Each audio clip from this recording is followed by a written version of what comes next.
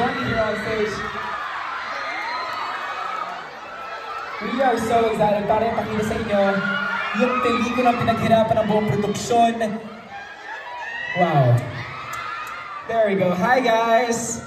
Hello, hello, hello! Ayan, Ashton, Andres, and of course, Direct JPL over here. Hello, hello, hello. Ayan, guys! One more time, finally, dito na tayo sa loob.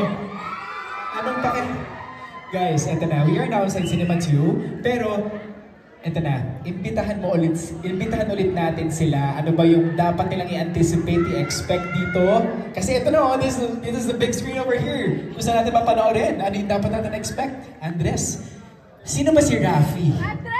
Ayun nga, so what to expect kay Rafi? Si Rafi ay isang yearner na lalaki and diba? He's a shy boy but he's a flower enthusiast and he likes to show his love through giving flowers to you. Yearner siya! Oh. Eh, sino naman si Luna, Ashi? Si Luna, isa siyang independent na babae at takot siyang tumanggap ng pagmamahal. Oh, interesting. Maraming makaka-relate dyan. Yung mga takot yung balls nila, takot ma-break. Diba?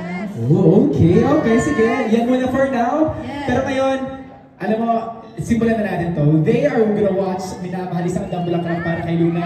Pero, guys, again, say hi to Ashton and Andres and of course JPL over here. Maraming salamat. Enjoy the film! Picture muna tayo. Picture muna kayo dyan, guys. Sa gitna.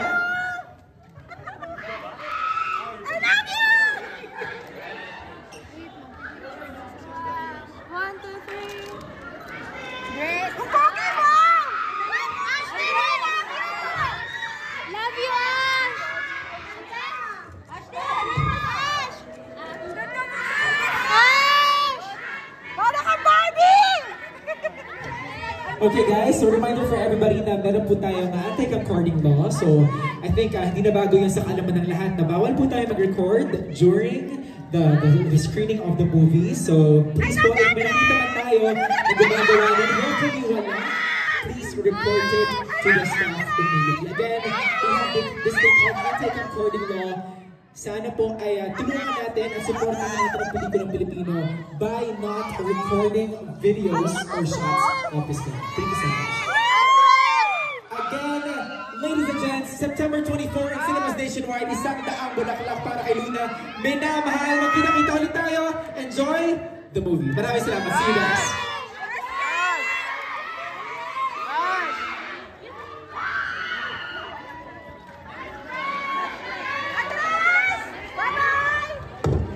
Bye-bye!